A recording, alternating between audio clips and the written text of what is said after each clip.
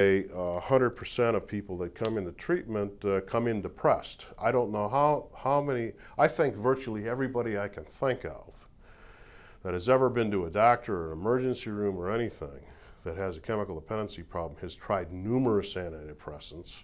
They've tried numerous medications, and of course none of them are going to work if they're still using, but because they become depressed and because they can't experience pleasure from usual life anymore.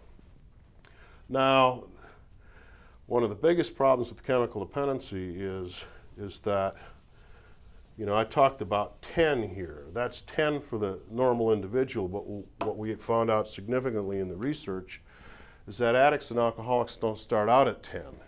They start out at 8 or 9. So even before they used, things weren't quite right. Now, you can inherit depression or bipolar disorder or schizophrenia, one of those conditions also. And what we've discovered there is that you're like at 5 or 6.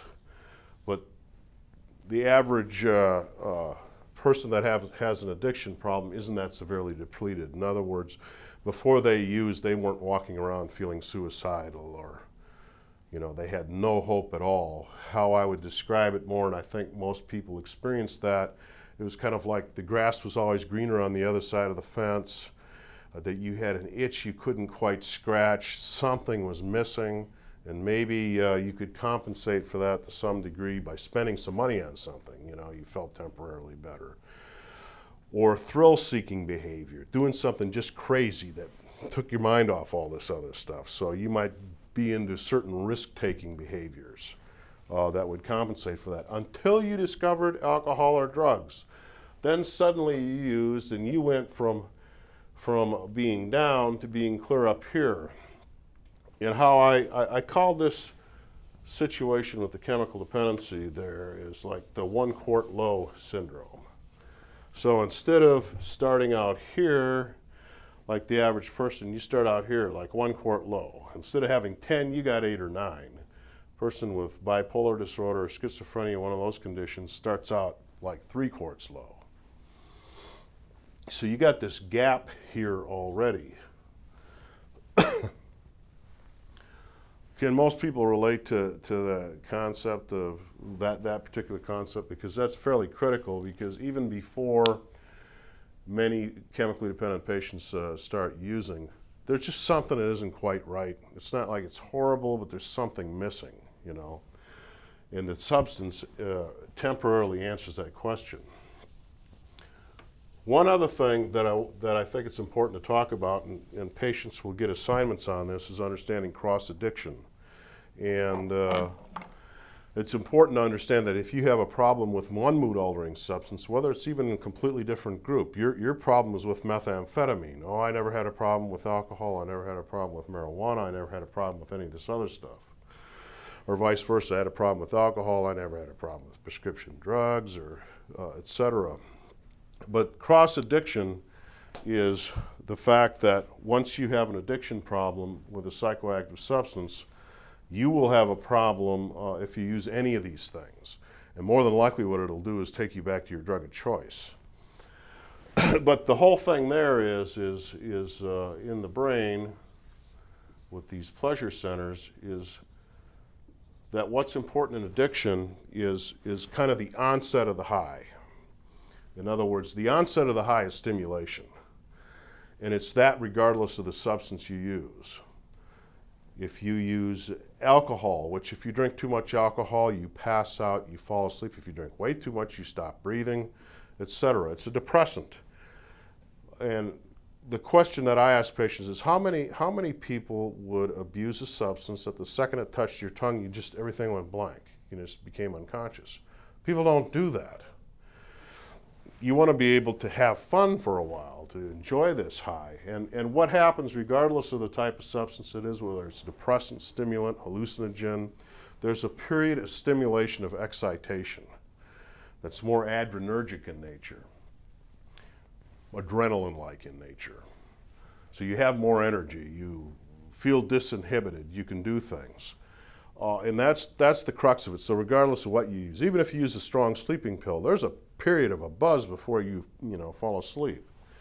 So that's what cross-addiction is, and if you have a problem with one substance, you're going to have a problem with others. People that are abusing stimulants, as you get older, your body doesn't handle certain substances the same way it used to. As you get older, if you're still using cocaine, you begin to have cardiac arrhythmias, and you feel weak, and you have what we call atrial fibrillation or one of those kind of things, that physically you feel worse using it than if you didn't use it. But you'll move on to something else. That's when you start developing a serious problem either with a prescription drug or with alcohol or something else. If people don't get into recovery and understand they have this disease, they will ultimately end up gravitating toward alcohol or some kind of prescription drug, probably.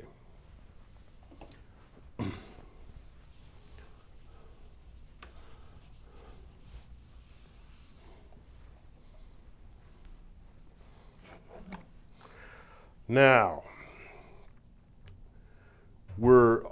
right now in addiction, there's a thing called pharmacogenetics, in which we are looking at this whole brain chemistry model and what we can do to help relieve some of the symptoms once somebody has a chemical dependency problem. In other words, what can we do about the feelings of cravings?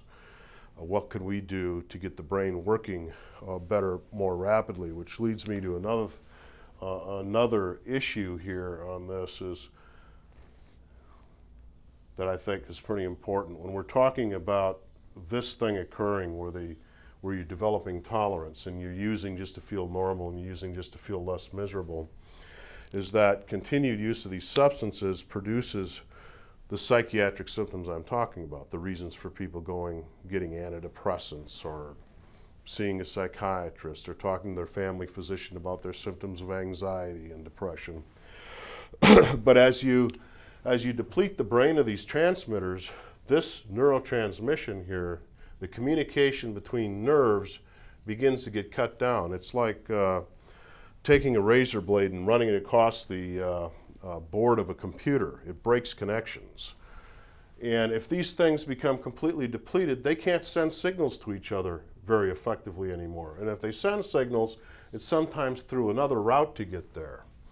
So the first things we begin to see patients experiencing is depression, because they depleted the transmitters in the pleasure centers, the satiation centers, so they feel depressed.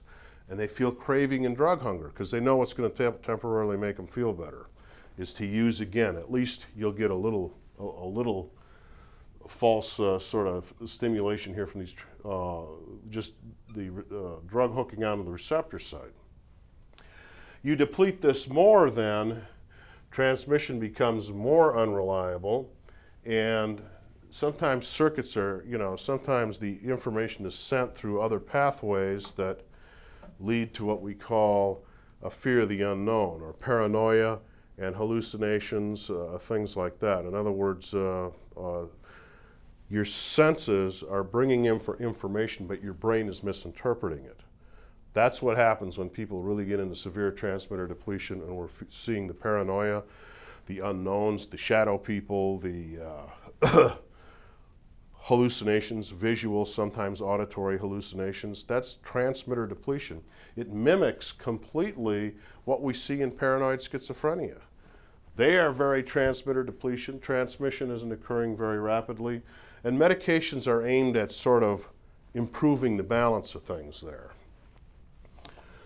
So that's what happens. And along with that, during the course of this thing, a course of transmission isn't occurring very well. You have impairment in memory, especially short-term memory. It's like a computer. Your RAM is shot. You've got all this information stored up in the brain from long-term memory, but you can't retrieve it and use it effectively, so your RAM gets shot. And we have a lot of short-term memory problems and cognitive problems. These are things that we're looking at in the research project too. The ability to solve a problem, the ability to solve a problem that takes more than one step. I can remember having patients in here that wanted to leave AMA. They wanted to take off because they didn't want to be here. Well, how are you going to do it? Well, I'm going to take a cab. I remember that one person we had, and he couldn't put together calling the cab, remembering he called the cab, remembering where the cab was supposed to pick him up, and how to get there to get on the cab. And It's crazy. And this guy was a radio announcer at one time. So you have, the brain gets, the brain becomes depleted, connections get shot, and they gotta reestablish. This can occur over a period of time. Now, the brain will recharge given a period of time, and I get questions about how long that takes, but how long that takes is individual dependent.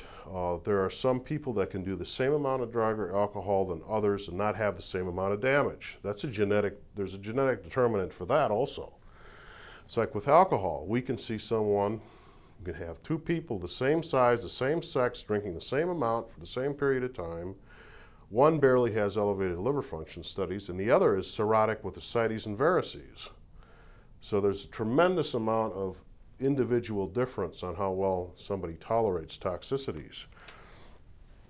And when you drink and use drugs, you can cause some permanent injury, and we see that. I mean, if it goes on too long, you may reach the point of no return, where you really can't function anymore. But most people can heal. Most people can heal up.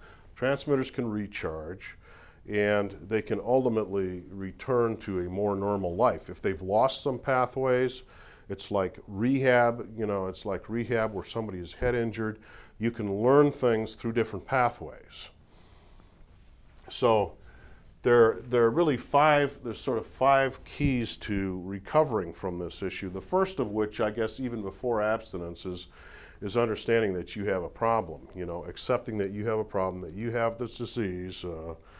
There's an old story about, that I heard somewhere at one time about this guy that had a brother who was allergic to strawberries. And he'd go out and he'd try different strawberries. He loved strawberries so much he had to have them, but each time his allergic reaction would become worse. First he'd have hives, and then he'd have a little trouble breathing, then he'd have frank anaphylaxis, and eventually he died because he kept looking for a new type of strawberry he could eat. And he never accepted the fact he had allergies to strawberries. You can't eat strawberries, eat something else, So you've got to accept the fact that you got this, and that's a big step to take. But my number one here is abstinence. In order for things to start to get better, you have to sort of contract with yourself for a short period of time not to use, because your brain has to recharge, it has to heal. You've got to be able to move on to other things also. And so even, people contracting with themselves for an hour at a time or a day at a time. And AA talked about a day at a time, and don't get too lonely, too hungry, too da-da-da-da. There's a lot of wisdom in that, and they didn't even know the science involved. But I'll get into some of that as we go.